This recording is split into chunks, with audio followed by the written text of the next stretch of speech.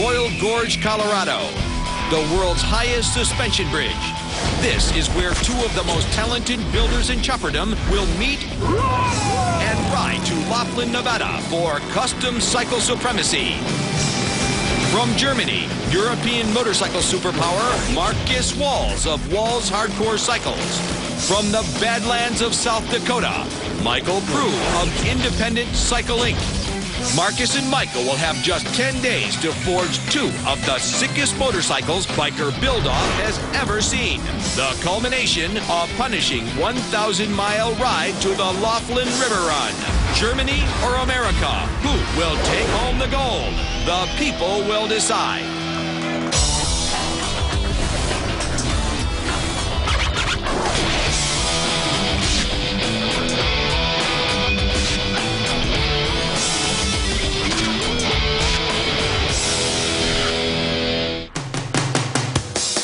Rapid City, South Dakota. Straight out of the Badlands, there is a lone force to be reckoned with.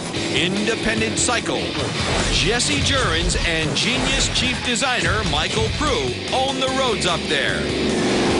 Jesse Jurens has built a company around his highly innovative Legend air ride suspension and Michael Prugh's frame and parts designs. I'm Michael Prugh.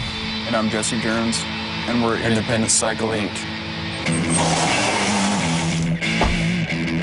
The design studio, set in the back of Independent, is the birthplace of its hard and low-life frames and many other radical parts. And now, Mike is ready to push the envelope again. Start with today is a basic hard life frame. It's 7 inches out, 0 up, 40 degree in the neck. We're going to use a new Avon rear wheel, which is a rear tire. It's a 20-inch wheel. It's one of few in the country right now. Usually we build them with a 5-degree rake in the front end. I'm actually going to do a 6-degree rake on this one. The 6-degree rake with a 20-inch rim is going to give this machine a real drag bike look. Right now we're just waiting for my motors to show up and my rear wheels, which is being machined right now. With a $160,000 CNC machine, Mike has decided to take it to the limit. Cut a 20-inch wheel from a massive heat-treated cylinder of aircraft-grade aluminum. This rim started out as 23.5 diameter, 12 inches thick, just over 500 pounds. We had the rough pockets out first, and then scalloped down on to rough the surface of it. And right now you can see it's going through and finishing the surface. We've probably got another 20 hours of spindle time before it has rubber on there. The biggest fear about the wheel is the material, because it's something that it's machined from a solid piece of billet. So if something went wrong with the machining process, like gouge it or something like that, we'd be done. 2,173 miles south of Rapid City is the home of tropical sunshine and hot babes, Miami, Florida. This is the new shop location for Germany's own Marcus Walz and Walz Hardcore Cycles. I'm Marcus Walz. This is Walz Hardcore Cycles. Welcome to Miami. These evil, industrial hot rod bikes have brought Walz massive attention. 35 magazine covers to be exact. Hardcore cycles sell fast, even at $100,000 and up. So Marcus has shops in Germany, Holland, Switzerland, Spain, Hungary, and now Miami.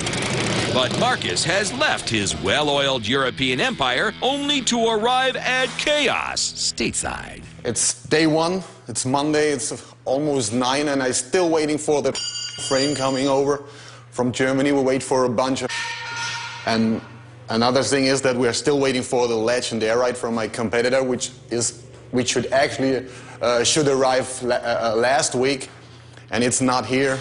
With nothing on the table, Marcus describes the bike he will build if the parts ever arrive. The bike will be pretty similar to the bikes which the people already know from us. There's absolutely no chrome. It's not shiny, it's not it's gonna be not beautiful, not nice. And the other components which we use on the bike, as well as the frame, will be a kind of prototype which I use for that particular bike the first time. Day one of the build, and Marcus can do nothing but sit around and wait for a miracle. You have always to wait for something, you have always tell people twice to do something, and that's pissing me really off. And standing here and having no parts, that's That's ridiculous, you know. This would not be possible in Germany, you know. Where the is wind? It's a bird. It's a plane. No, it's an Ago. Ich bin Akko, ich bringe den Rahmen und die Schwinge aus Deutschland für Markus, für das Biker Bildhof. Und jetzt geht's los. With this sick piece of German engineering, Marcus can finally get down to business. This is our signature single-side swing arm, which is manufactured in our company in Hockenheim. The same like the frame, but the frame is a prototype, which we specially designed and built for the Biker Build-Off bike. This custom frame is actually hollow with oval tubes welded into it. This makes it look like a solid pipe. We couldn't use massive tubes because we're doing the wire inside the frame. As Ago grinds and smooths this custom frame, Marcus readies his single-sided swing arm for the Legend. The Legend Air Ride from Independent Cycle Inc. has finally arrived, and a little something special. Look at that. Oh, second place. Right.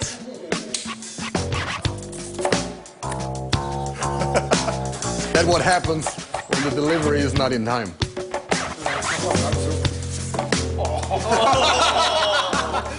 That's my old one, I think. It's an old, beat-up Legend air suspension. It probably works in Mike's. Oh, that's the one. But there's a problem. They sent a Legend for an Evolution motor, not for a twin cam. We can't go on without the air ride, you know. Marcus, between a rock and a hard spot, calls Michael.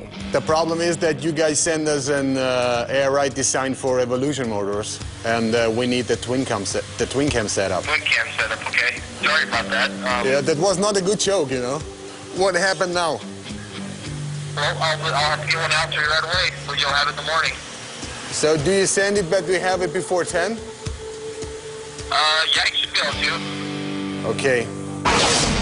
Back in the Mount Rushmore state, Michael and one of Independent Cycle's top fabricators, Barry, install the front end. But Barry is putting on the left fork inside out.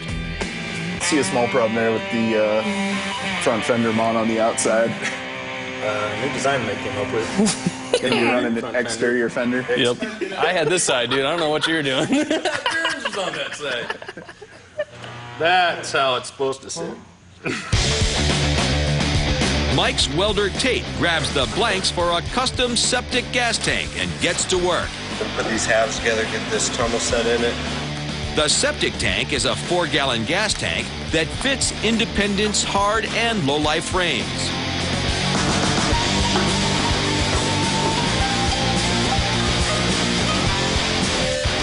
I think it looks great.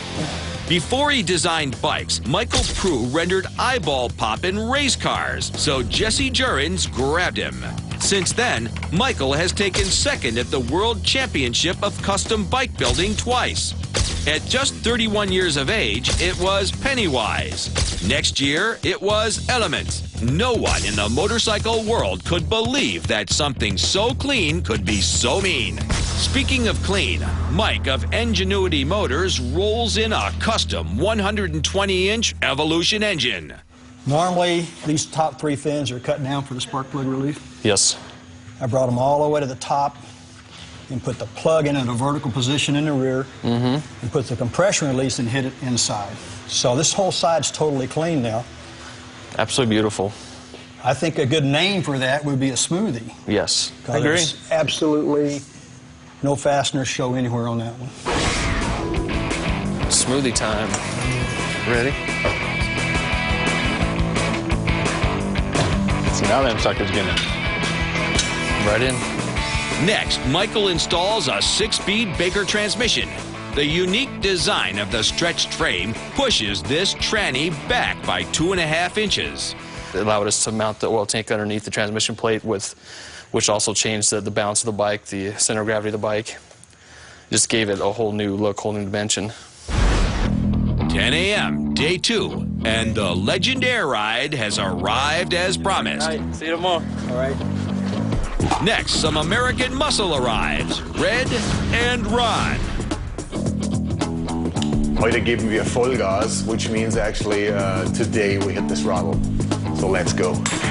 By removing the traditional spring suspension and replacing it with an air spring flush to the bottom of the frame, Marcus will be able to adjust the level higher or lower. When the air ride is lowered all the way, the tire fits right into the fender and gives it a hardtail appearance. Next, Marcus prepares to install the rear end. This part here is our perimeter brake rotor. It's actually designed for race bikes. Okay.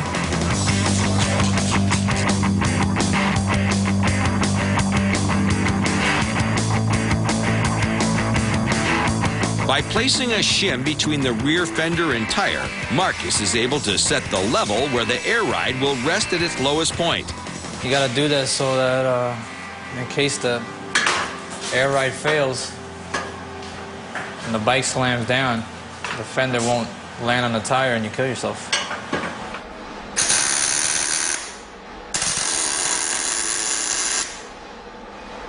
All right.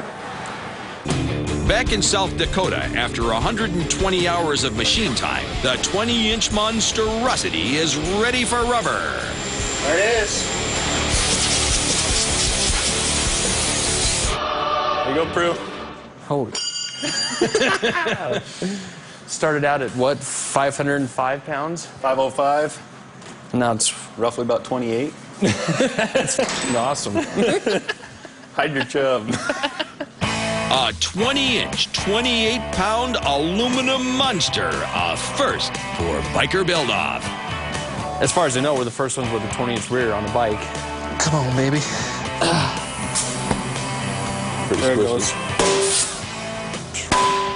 Got it. The current standard 18-inch rear wheel that pretty much all custom bikes have. The biggest available up until now, and this is the new 20. You can see the difference. There's about 3 inches roughly rolling diameter difference.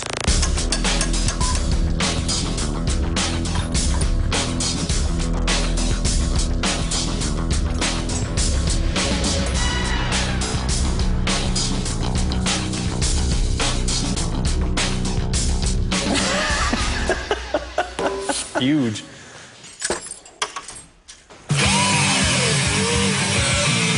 Michael cuts gaps into the rear fender to allow the belt to pass through. This will maintain the clean appearance he desires.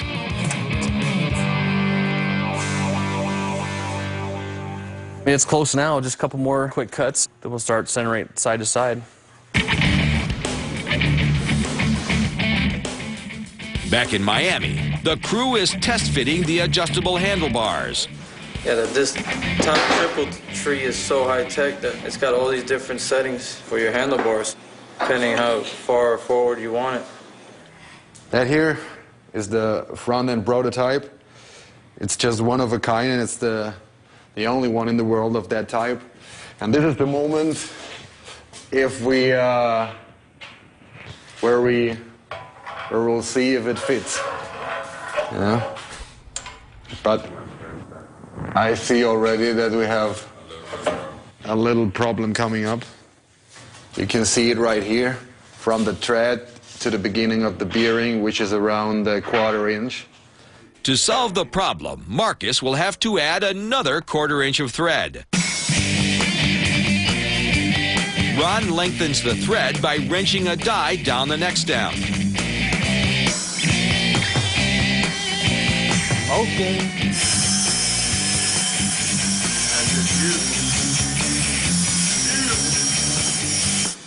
Oh, that's nice.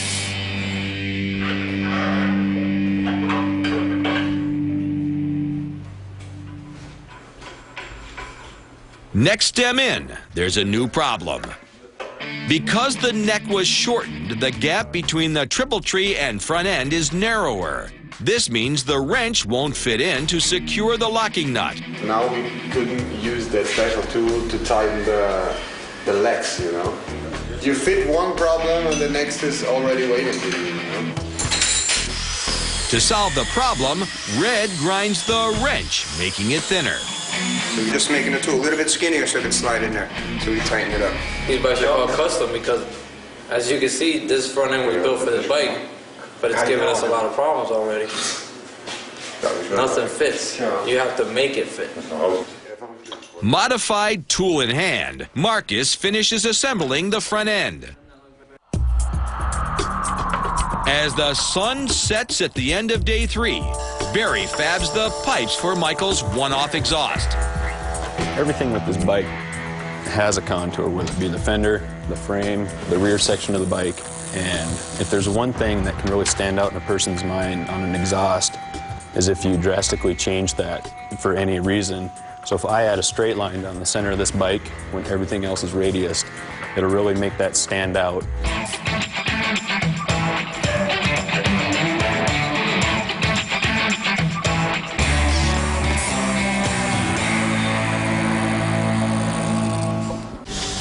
In Miami, the black powder coating arrives. I just got all the powder coat stuff from the powder coater, so we're ready to reassemble the motor and the training so we can put it in the frame. We're just getting rid of the chrome that they don't like. What do I do with this garbage, this chrome crap, man? We had to open the door so I can crash it out. That's actually right here in the trash. That's what we do with chrome here. As you can see, the rocker boxes are black now and all nice and smooth. The transmission bolted on, it's time to install the 103 cubic inch Screaming Eagle.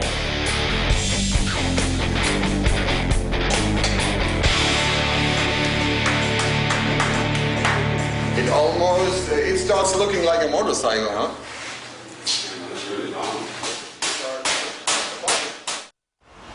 Back in South Dakota, Josh delivers Michael's all-important foot pegs. Nice job, man. Thank you.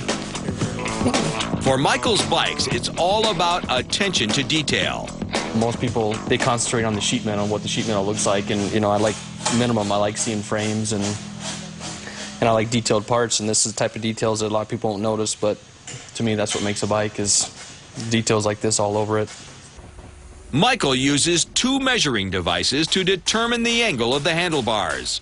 I use a smart tool, digital angle finder. Has a digital readout that tells you within 1/10 of a degree what kind of angle you have. Right there. We'll do the final fit, make sure I like where they're positioned at, and it's party time.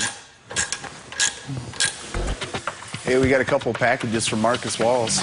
5 days ago, Independent sent Walz a good joke gone bad. Now, Marcus returns the favor. Looks like somebody stole the bike he's building for the build-off. Probably Wiener Schnitzel and bratwurst. Second place ribbon, it looks like. There, that might be more like it. This must be his bag that he's packed for Laughlin. Ooh, another pair for you. Sweet.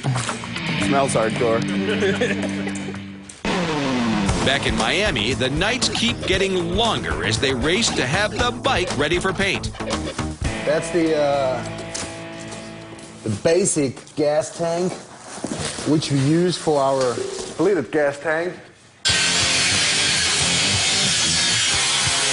To fabricate his signature gas tank, Marcus will cut a stock tank in half to create a pair of smaller tanks, which will mount to both sides of the frame.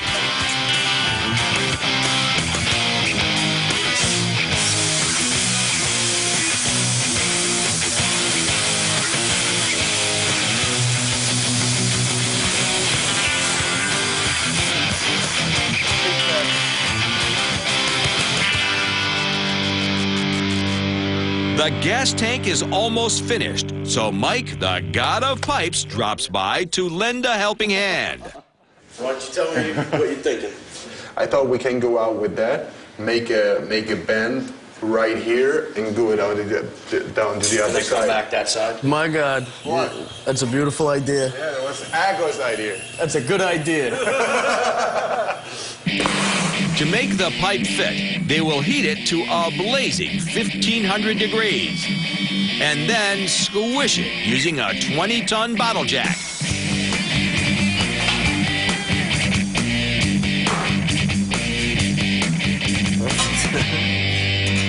I'm just gonna mate this pipe to this one and run it along here and have it mirror the way this one comes out.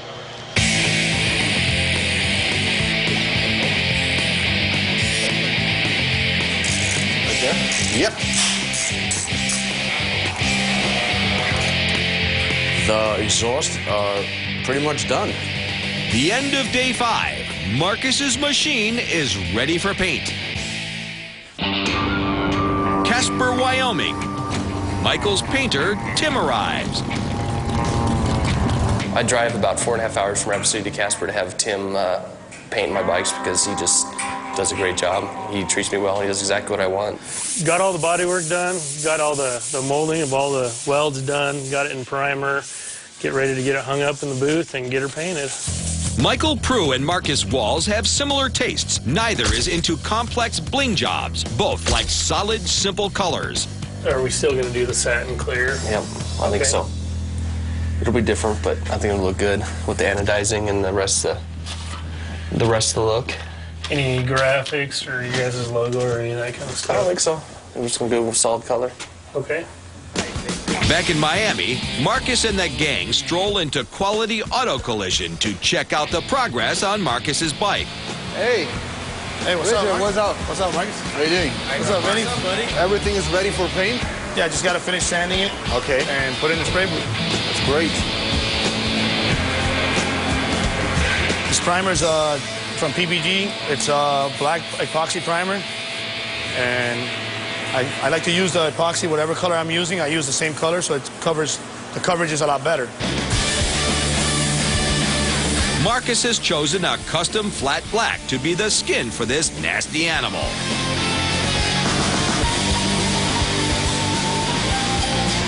Back in Casper, Tim has finished the sealer coat. Just getting ready to go in and put some color on the bike. Tim has painted all of Independent's prize-winning motorcycles. His motto? Use original colors that stay away from the norm.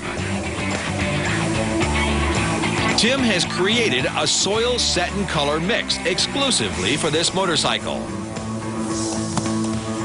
About ready to shoot the last and final coat of clear. It's back to Miami, where Marcus is putting the hardcore stencil on the gas tank.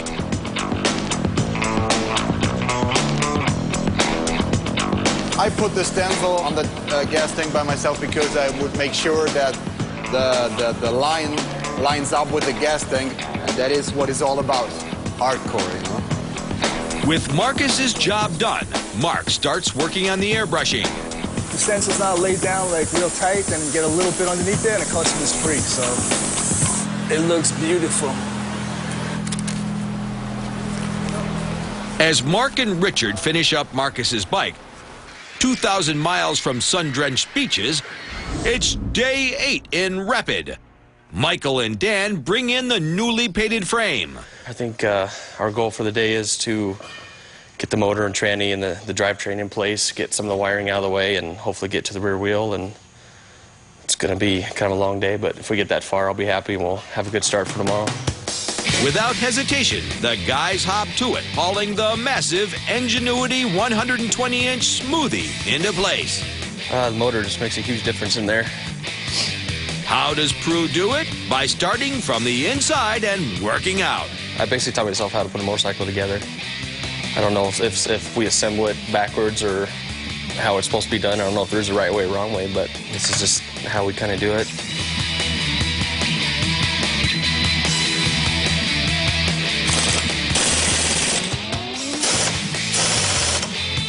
Oh, I love the anodized look.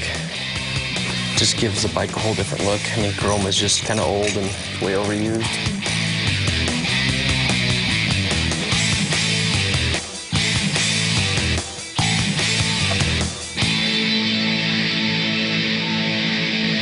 love the rear wheel in there. The anodized in that, and this brown looks really, really good. It's crazy though. I think the rear wheel looks bigger than it did before rod, didn't it? I don't know if it's a paint difference, but I think it looks great. Seconds. Miami. The painted parts are back, and Marcus is ready to get started. But the goal for today is to put the bike together as complete as possible. With only 3 days left before the 1,000-mile drive, Marcus has decided on a name for his demon machine. I decided right now at 1 o'clock in the afternoon that we will name the bike Mille Miglia, you know? Translation, 1,000 miles. All right, guys, we're ready. Let's go!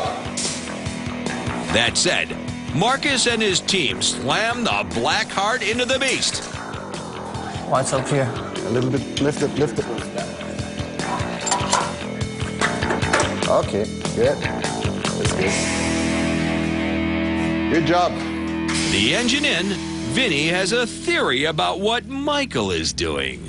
Mike right now is probably tipping cows or whatever else fun things they do in South Dakota, running over small cars with big trucks.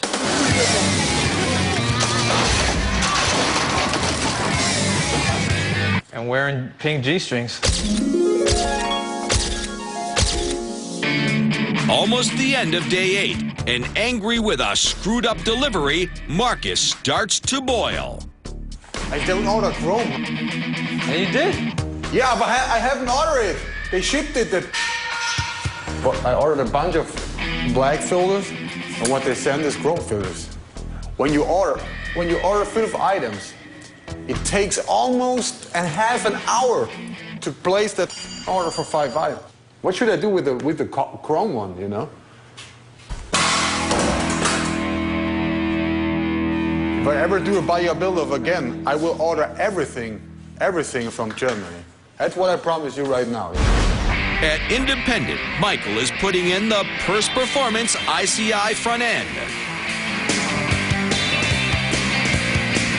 Yeah, this is going to be a long bike. I think roughly measures out close to 10 feet long overall, in a tire to in a tire.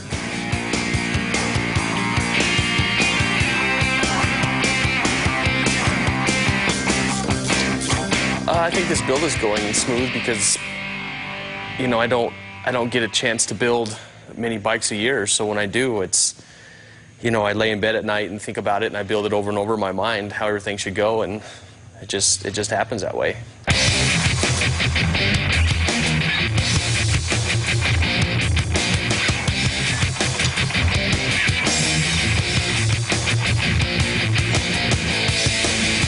Good.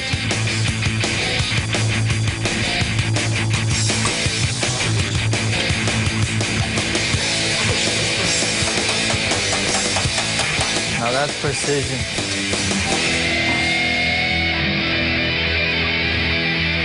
The hardcore way is starting to pay off in Miami. The whole rear end is completed.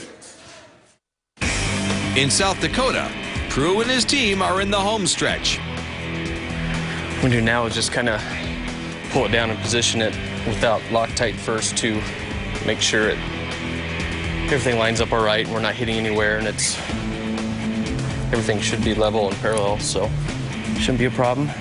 Michael test fits everything before he Loctites anything into place. The final touch, a custom-made wagon wheel gas cap. I know I'm too short to see it. This is my favorite part, one of them.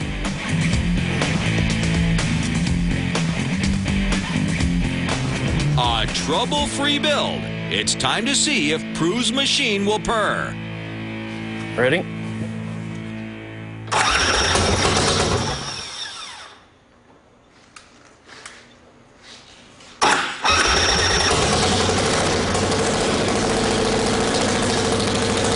A start on the second try, but Michael hears a problem. Just one cylinder. Barry dives in to check it out. I was just making sure the coil wires here, the plug wires on the coil are making contact all the way. Third attempt.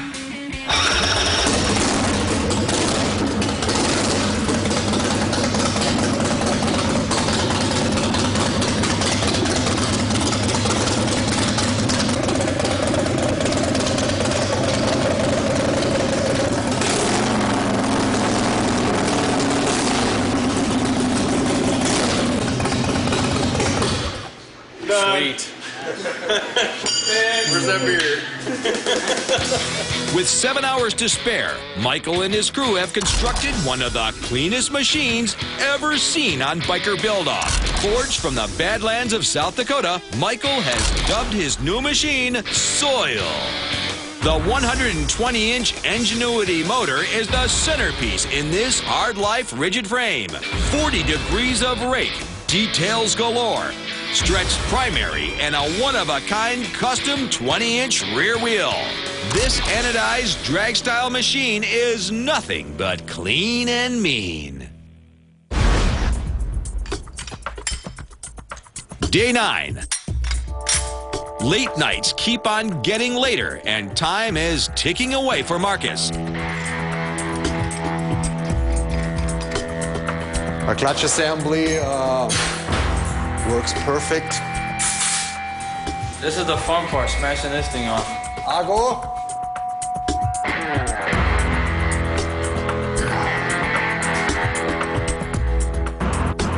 There's a potential crisis on hand.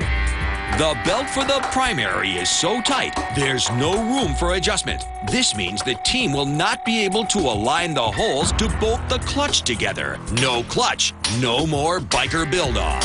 It's always tight, you know. The belt is always tight, but I never saw it that tight that you are not able to move the clutch basket anymore, you know. So let's take off the belt again. If we are able to. Vinny may have a solution. Want to see if we can start swapping out bolts. The high tension of the belt has misaligned the clutch basket and bolt holes. Vinny will remove the belt, assemble the clutch basket, insert headless bolts into the holes to retain the alignment. Next, he will put the belt back on, take out the headless bolts, replace them with headed bolts, and finally, bolt the clutch primary into position. We're in the money, brother. This is why we get paid the big bucks. It's day 10, and the hardcore team is cranking away to make the deadline. Great. Look at that. Just look at it. Is that the baddest thing you've ever seen in your life? Mille, here I come. The moment is finally here. All right. Right now I will start the bike for its very first time, so hopefully everything went well.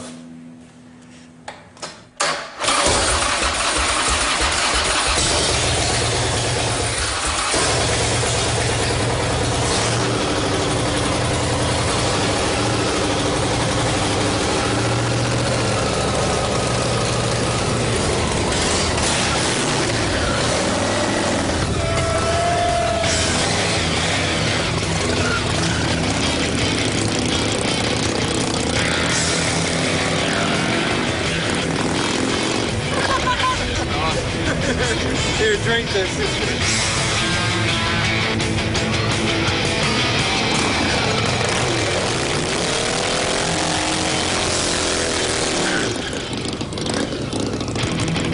Through struggle and hardship, Marcus has launched a motorcycle from the gates of hell. The 103-inch Harley-Davidson Screaming Eagle is the guts of this one-off frame with welded-in oil bag and rear fender.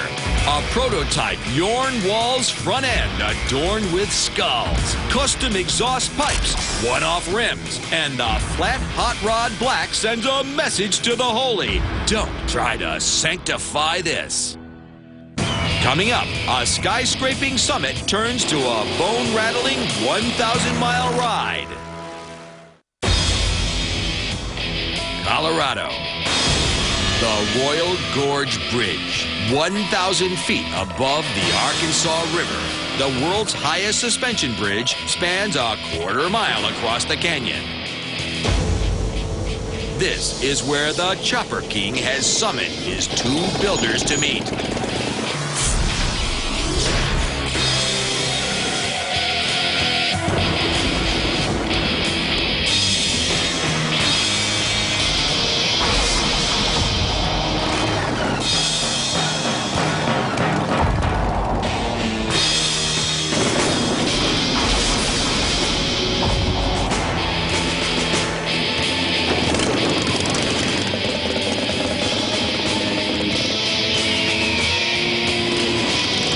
Competing against one another for 10 days, they meet for the first time.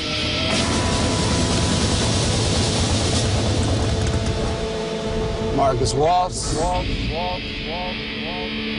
Michael Prugh.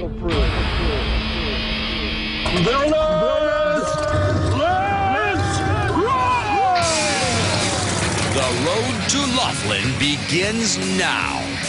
It's 1,000 miles from Royal Gorge to the Laughlin River Run, the West Coast's mecca of motorcycling.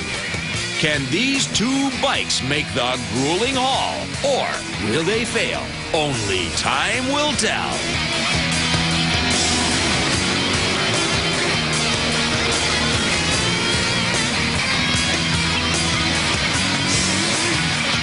Day one of the ride, and the road to Santa Fe is 350 never-ending miles. As they drive into the night, the temperature drops to a frigid 38 degrees. They push on into the cold and desolate night. Day two, 650 miles to go.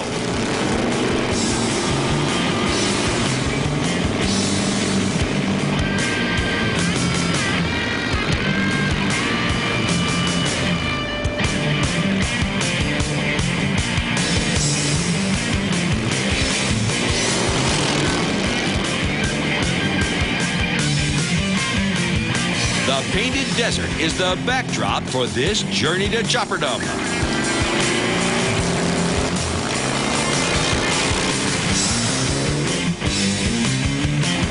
Like riders of the old Pony Express, they blaze their trail across the desert.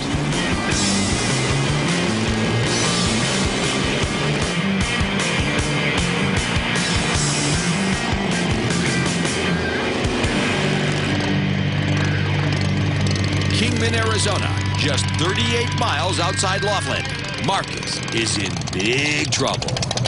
I lose a little bit clutch pressure. The bike is still rideable, but it's hard to find a neutral. No clutch pressure means Marcus will not be able to finish the journey unless he can fix the problem. Yeah, the problem that we first had with the belt being so tight on the primary, it's kind of what's biting us in the ass right now. Mike jumps in to help. Yeah, the teeth are sticking out here and they're not up here. The high tension of the belt has snapped the adjuster bolt. Without the bolt in place, Marcus cannot disengage his clutch, nor make it to Laughlin. Mr. Walz finds a replacement bolt, but it's not long enough to reach the clutch rod. Should we make a spacer? Yeah, let's make one quick. Borrowing a grinder from the gas station's owner, Marcus and Michael have come up with a solution. They will take a Phillips bit, round it out, and add it to the adjuster bolt. This bit will give the adjuster bolt the length it needs to reach the clutch rod. Hopefully, this will solve Marcus's problem. If it doesn't work, then I probably will not be able to ride it.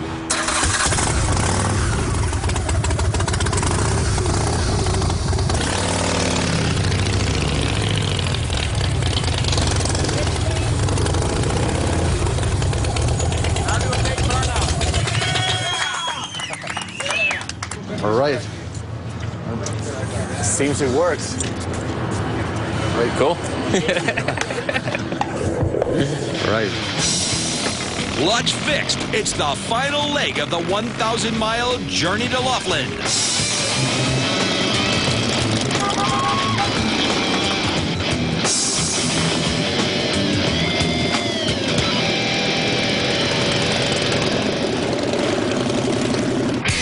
On the banks of the Colorado River, the vote is on at the Laughlin River Run. Each year, this event attracts more than 100,000 bikers and enthusiasts to this oasis in the desert. The voting begins. Hardcore, because he's sick looking. All the black, fast. down tube, how it's cut out. Love They're the just black. nice bikes.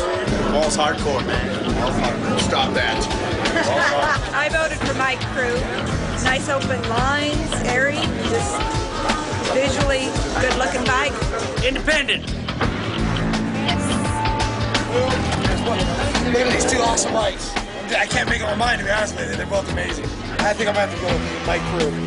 Independent, baby, independent. Bike builder Kevin Alsop evaluates the bikes. The workmanship is superb. It's mind-blowing how much engineering has gone into it, you know.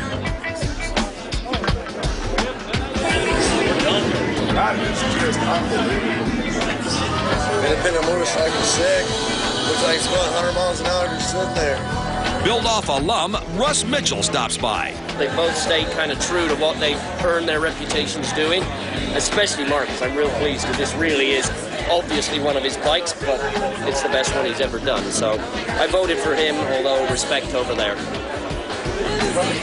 10 punishing days and 1,000 exhausting miles. The moment of truth has finally come. The Chopper King is here to proclaim a winner.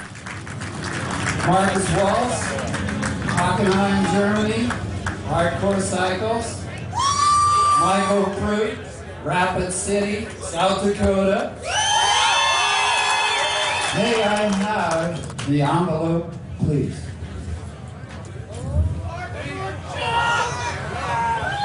A little hand for our trophy girl. All right, the winner of the Biker Build-Off is Marcus Walz.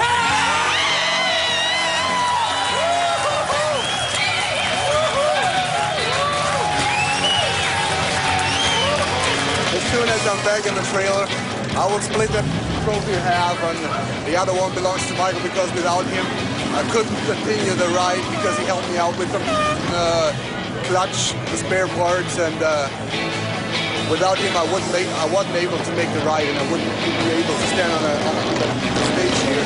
The people have been heard, and there's a first-time European champion taking home the trophy.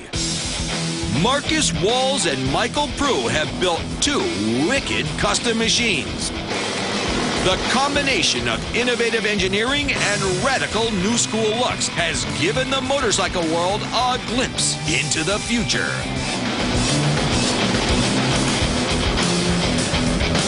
The Brotherhood of the Road continues. Two builders, two bikes, one Biker Build-Off champion.